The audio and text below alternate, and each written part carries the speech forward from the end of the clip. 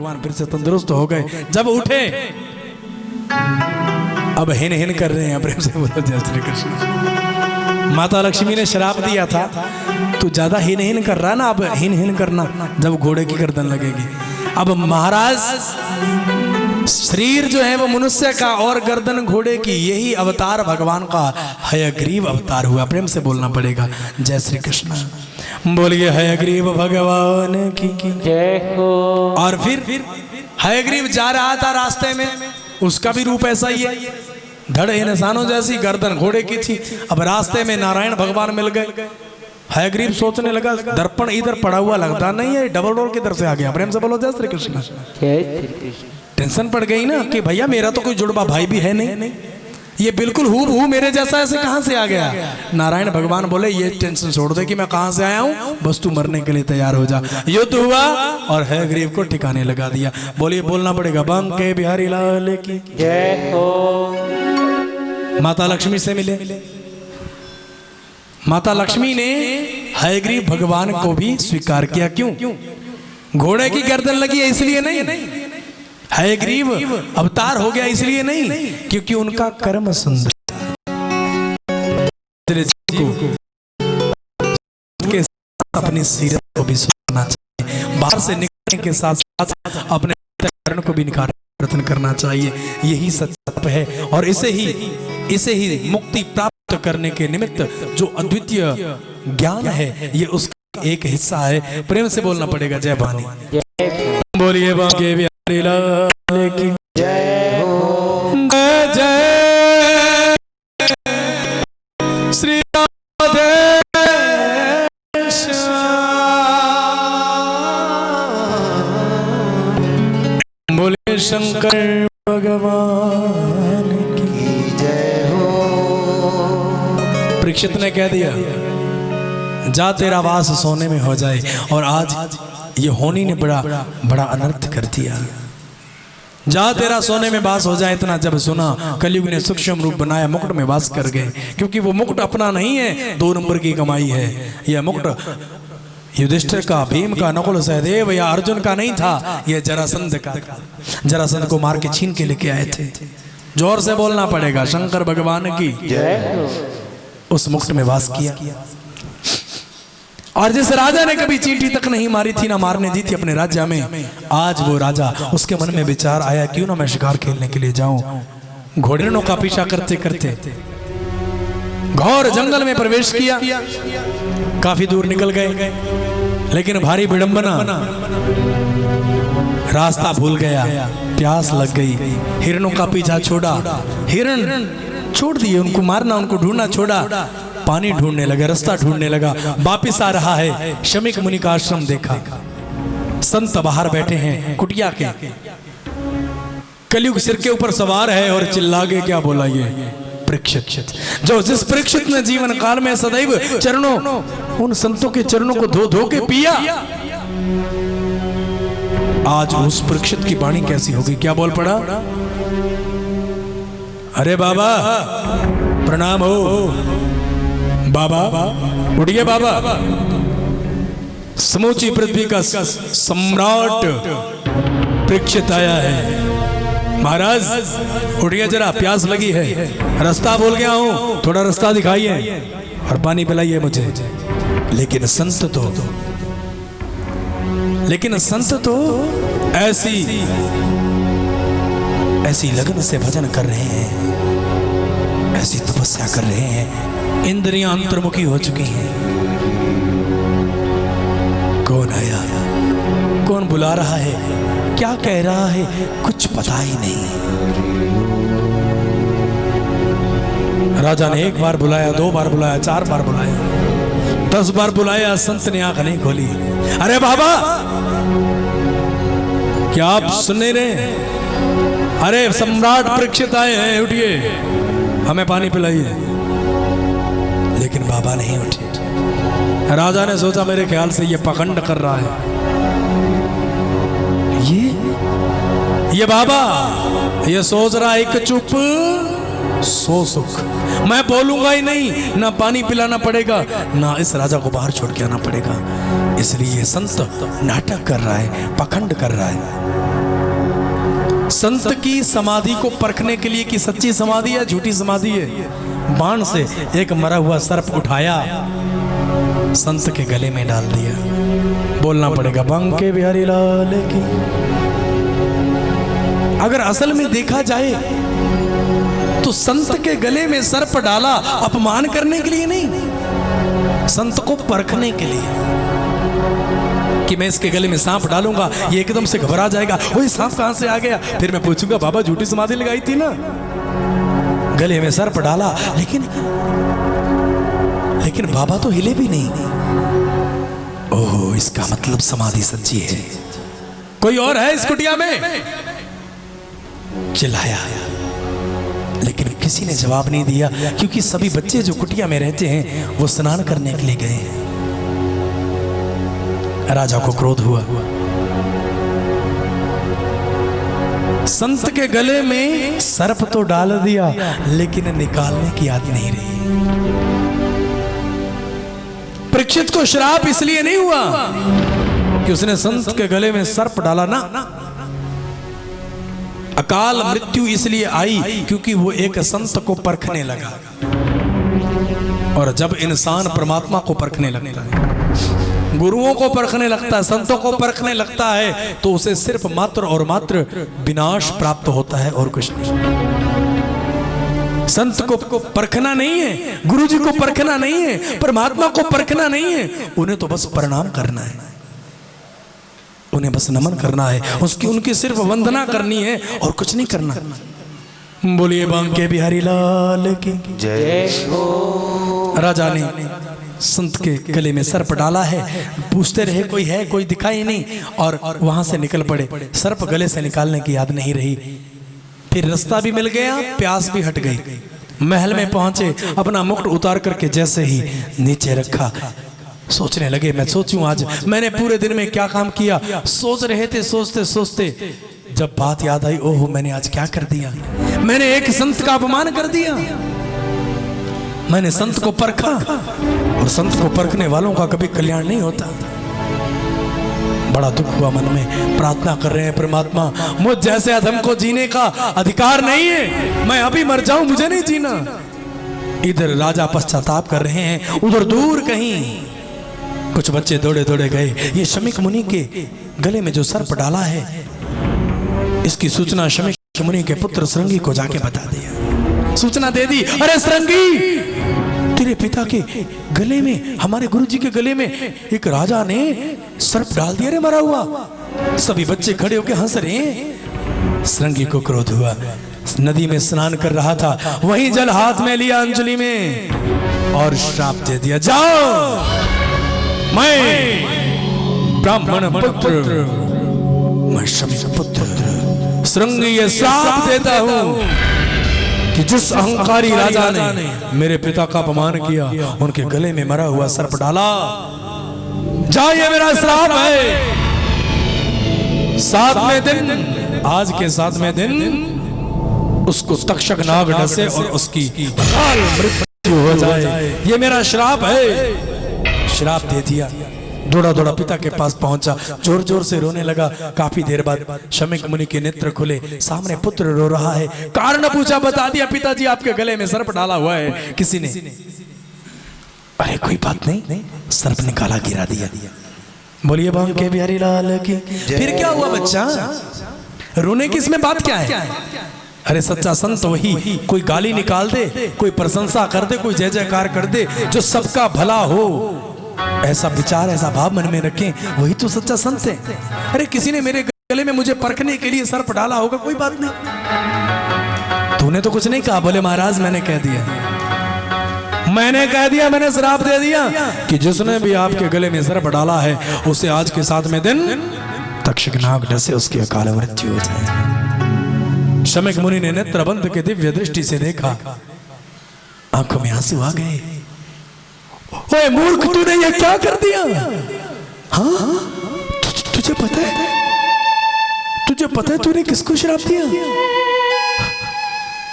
ओए तूने अपने हम सबके धर्मात्मा राजा परीक्षित को श्राप दे दिया रे। हाँ अरे पगले, उसके सर के ऊपर तो कलयुग बैठा था। तू तो कलयुग के प्रभाव से ग्रसित नहीं था। ये तूने क्या किया? तुझे पता है जंगल के जानवर भी हमारी कुटिया में नहीं आते, भयंकर खूंखार जानवर। क्यों? क्योंकि जानवर भी परीक्षित के प्रभाव से डरते हैं। ये तूने ठीक नहीं किया बच्चा। उसी समय अपने गौरमुख नाम के शिष्य को बुलाया और कह दिया जा चला जा जाकर के परीक्षित को कह दे, महाराज को कह दे कि मेरे मूर्ख पुत्र ने तुम्हें श्राप दे दिया है, अपना बचाव का कुछ साधन कर सकता है तो कर ले। गौरमुख दौड़ा दौड़ा गया, राजा को जाके बताया और राजा इस बात को सुन के कि मुझे ब्राह्मण ने श्राप दिया है और निश्चित रूप से 7 दिन में मेरी मृत्यु हो जाएगी, घबराया नहीं, रोया नहीं, अपितु हंसने लगा। ऋषि पुत्र, आपको मेरा प्रणाम।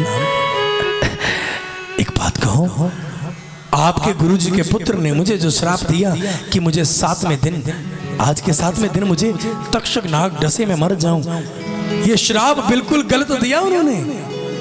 उन्हें तो ये श्राप देना चाहिए था कि मैं 7 पल भी जिंदा ना रहूं, मैं अभी मर जाऊं।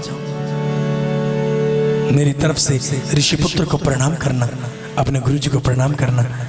परीक्षित ने अपने पुत्र जन्मेजय को राज्यभार संभाला, संतों जैसा वेश बनाया, गंगा नदी के किनारे पहुंचे।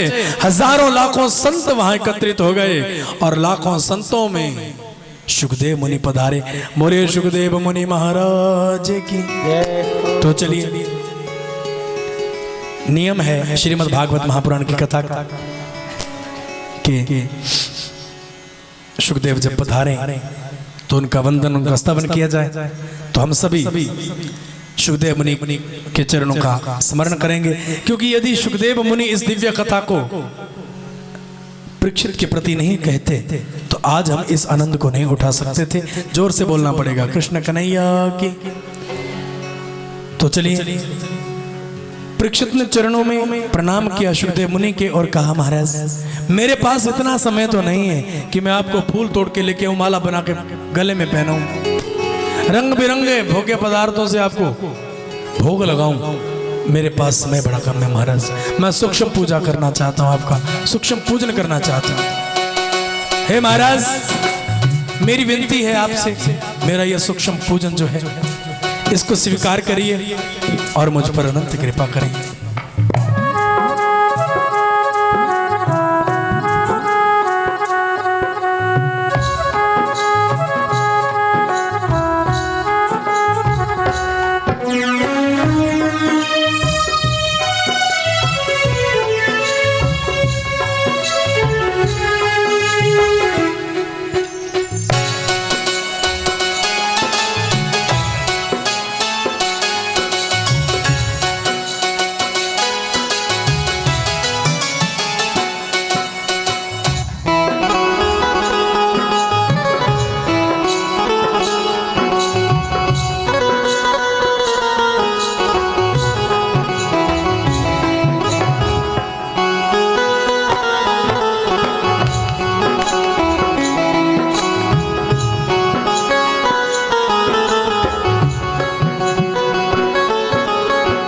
नन्हा सा फूल हूँ मैं, चरणों की धूल हूँ मैं। नन्हा सा फूल हूँ मैं, चरणों की धूल हूँ। हाँ, नन्हा सा फूल हूँ मैं, चरणों की धूल हूँ मैं। नन्हा सा फूल हूँ मैं, चरणों की धूल हूँ मैं। आया हूँ मैं तो तेरे द्वार, गुरुजी मोरी पूजा करो स्वीकार।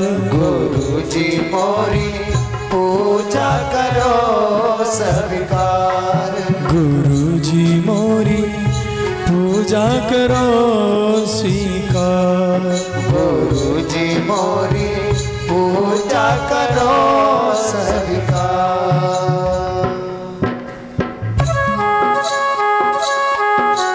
गुरु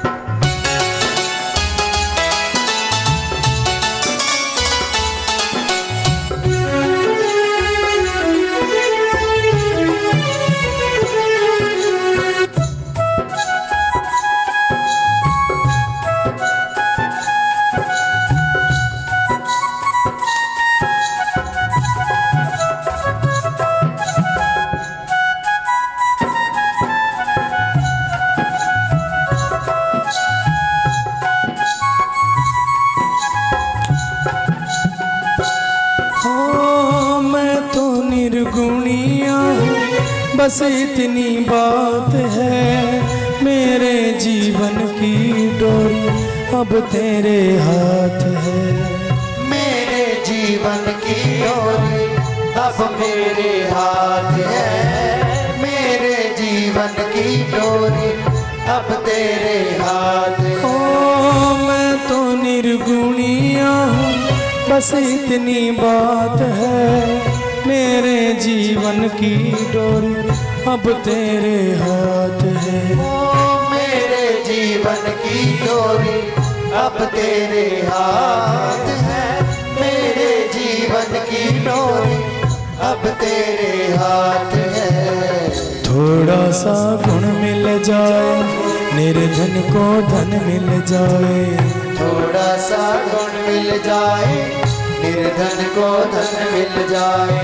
मानो तुम्हारा उपकार गुरुजी मोरी, पूजा करो स्वीकार। गुरुजी मोरी पूजा करो स्वीकार। नन्हा सा फूल हूँ मैं, चरणों की धूल हूँ मैं।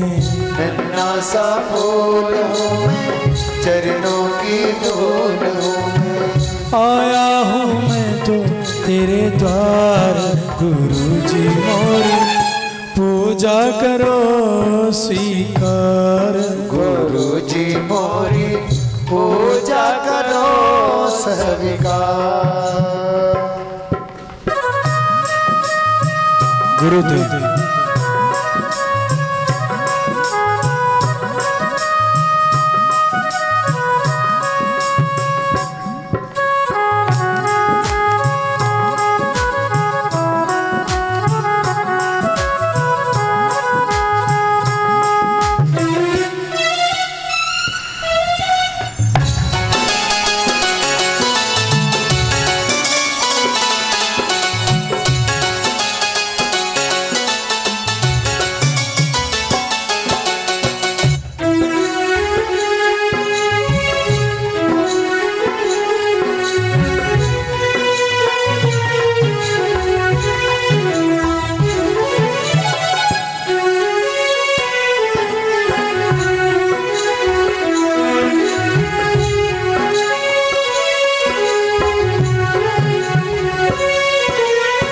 सुन लो हमारी अर्जी, मुझको कुछ ज्ञान दो।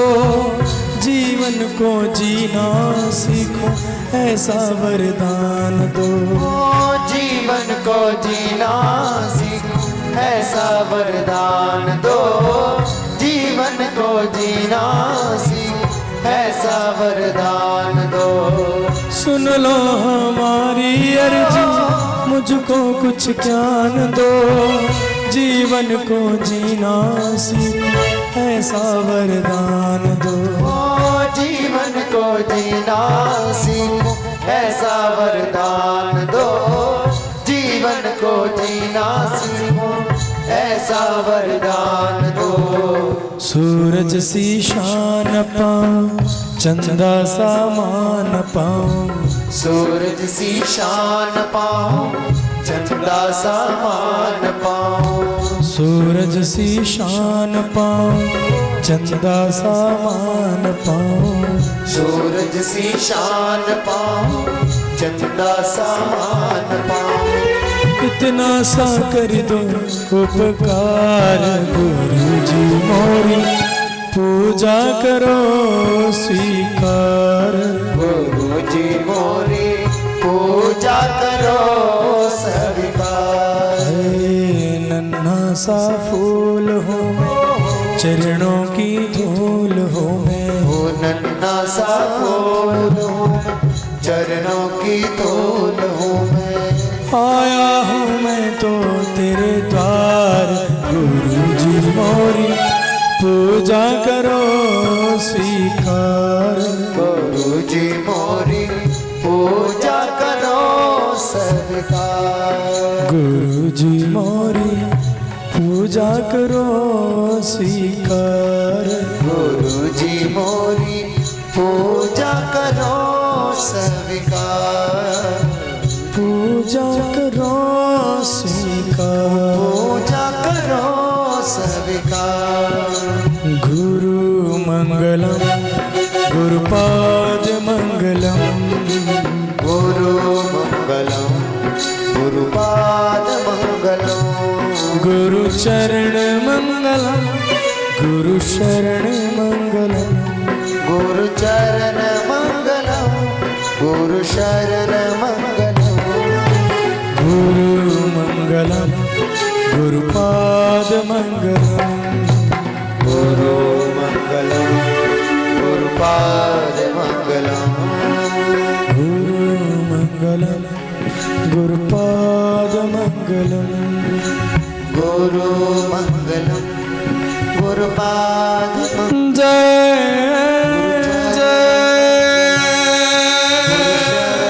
मंगलम श्री राधे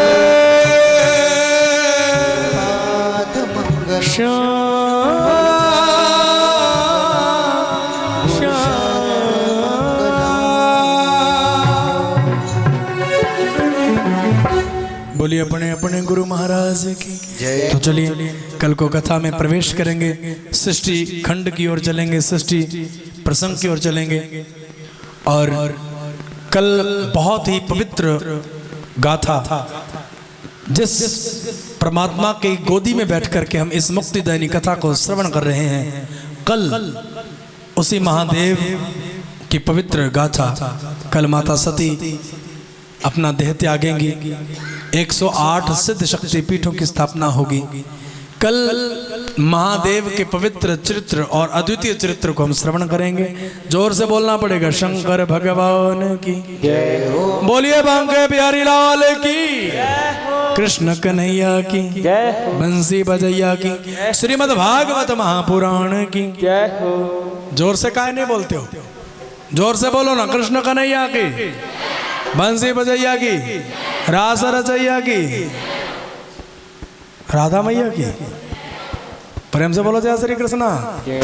एक बार फिर से बोल दो, प्यार से बोल दो, भाई जोर से बोल दो।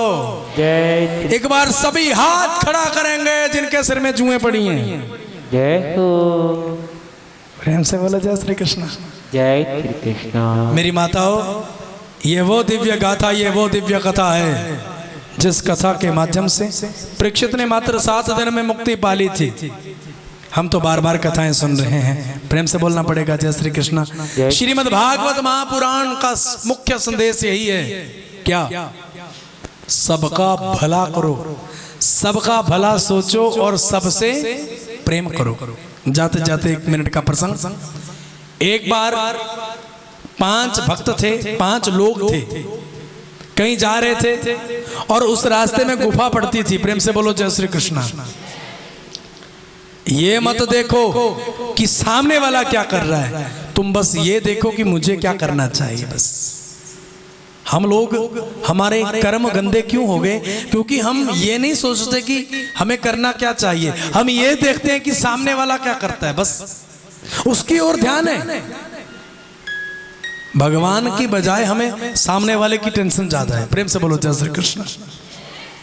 अपने आप को सुधार लो, सामने वाला अपने आप ठोकर खा के सीधा हो जाएगा। जोर से बोलो जय श्री कृष्ण। हमें क्या करना चाहिए ये जरूरी है, ये सोचना चाहिए। 5 आदमी जा रहे थे, गुफा में से निकलने लगे। अब गुफा में जैसे प्रवेश किया तो अंधेरा था, गुफा में अंधेरा था बिल्कुल। और अंधेरे में से निकलने लगे तो जैसे ही बीच गुफा में पहुंचे, बहुत अंधेरा था, दिखाई तो कुछ देता नहीं था। लेकिन पहले एक निकला, उसके पैर में कुछ चुभा, जैसे पत्थर हो, पहना पत्थर हो। अब उसने देखा, लेकिन पैर को झाड़ दिया और आगे निकल गया। दूसरा निकला, उसके पैर में चुभा। उसने कहा भैया संभल के आना, कुछ पैर में चुभ रहा, पत्थर लगते हैं, छोटे छोटे पत्थर पड़े। उसके पैर में भी चुभा, दूसरे के पैर में भी चुभा, उसने भी पैर झड़ा के निकल गया।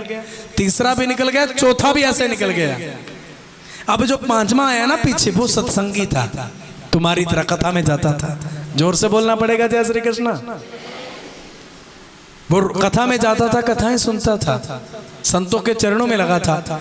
जब वो निकलने लगा, चारों बोले अरे भैया ठीक ढंग से आना, पैर में कुछ चुभता है, जरा बच के आना। अब सभी को 2-2 मिनट लगे निकलने में गुफा से बाहर आने में, अब उसको 10 मिनट हो गए, वो निकले ना। वो चारों चिल्लाए, क्या कर रहा है तू अंदर? बोले मेरे पैर में जो चुभा ना पत्थर ही होगा, अब दिखाई तो कुछ देता नहीं था, बड़ा पहना पत्थर है भैया, चुभता है। बोले 1 मिनट रुक जाओ, बस आ गया। बोले कर क्या रहा है? बोले भैया जो पत्थर चुभ रहे थे ना उनको उठा रहा हूं, हम तो निकल जाएंगे कोई बात नहीं, लेकिन ये पत्थर चुभते रहेंगे उस हर एक इंसान के जो इस गुफा में से निकलेगा। और इंसानियत यही सिखाती है। हम लोग बस सड़क में जा रहे हो ना, पत्थर गिरा हो सड़क के बीच में, साइड से निकल जाएंगे, आग लगे, जो टकराएगा साथ में वो उठाए, हमने थोड़ी ठेका लेके रखा। प्रेम से बोलो जय श्री कृष्ण। वो हमारी ड्यूटी है। भजन तो बड़े चाव से गाते हैं, कभी प्यासे को पानी पिलाया नहीं, बाद अमृत पिलाने का क्या फायदा। भजन तो गाते हैं लेकिन इन भजनों का अर्थ पता नहीं है। तो उसने वो सारे इतने सारे होंगे वो पत्थर उठा लिए, बड़े पहने पहने पत्थर, अब दिखाई तो देता नहीं था क्या है, वो उठाए और अपनी जेब में डाल लिए। प्रेम से बोलो जय श्री कृष्ण। बोलो बांके बिहारी लाल की जय हो। अब जब गुफा से बाहर निकला 20 मिनट बाद, सभी बोले बड़ा आया धर्मात्मा तू, क्या मिल गया तुझे, पत्थर उठा के बता जरा, 20 मिनट खराब कर दिए तूने हैं? अरे हमारे पैर में चुभे हम निकल आए, किसके भी पैर में चुभते तो वो निकल आते अपने आप, इतनी सिरदर्दी नहीं लेते। बोला नहीं, हमारा कर्तव्य हमारा धर्म है, हम इंसान और जानवर में यही तो फर्क है।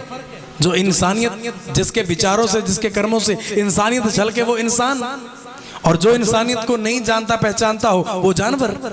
महाराज तो अपन तो लेके आ गए, क्योंकि हर जो भी इस रास्ते से निकलता होगा वो डिस्टर्ब होता होगा, तंग होता होगा, पैर में चुभता होगा, तो अपन तो ले आए। और लेकिन जैसे ही जेब में हाथ डाला, मुट्ठी भरी, देखने लगा भी इतने पहने पत्थर, देख तो लूं है कैसे, गिराने लगा ना कूड़ा में। प्रेम से बोलो जय श्री कृष्ण। लेकिन जब मुट्ठी खोली तो ये पत्थर नहीं थे बाबा, ये हीरे थे। बोलो बांके बिहारी लाल की जय। जो 4 पहले निकले थे ना वो रह गए मुंह आंखें खुली की खुली। और जिसने उन चाहे पत्थर हीरा समझ के नहीं उठाया, उठाया क्या समझ के? पत्थर, कि भैया सबके पैर में चुभेंगे, तो पत्थर समझ के उठाया, लेकिन बाद में निकला क्या? हीरा। तो कोई पता नहीं भगवान तेरे ऊपर कब कृपा कर दे। हर समय कोशिश करो कि तेरे हाथ से हर वक्त कुछ ना कुछ अच्छा होता रहे। बोलना पड़ेगा बांके बिहारी लाल की। और कल को ठीक 11 बजे आज की तरह आनंद उठाएंगे, पवित्र गाथा सुनेंगे। श्रीमद् भागवत महापुराण कहता है सदैव भला करो, भला करोगे तो भला होगा तेरा भी, कृपा होगी तेरे ऊपर गोविंद की। प्रेम से बोलो जय श्री कृष्ण। अंत में एक बहुत ही प्यारा भजन, हमेशा संजय जी इस भजन की फरमाइश करते थे। बोलिए बांके बिहारी लाल की जय हो। गुरु जी कलम दवात हथ तेरे, हमेशा संजय जी इस भजन की फरमाइश करते हैं। आज चुप बैठे हो तो इनकी तरफ से हम कह देते हैं। तो ये भजन सफाई भाई, ताली जोरदार, आखिरी भजन है जरा।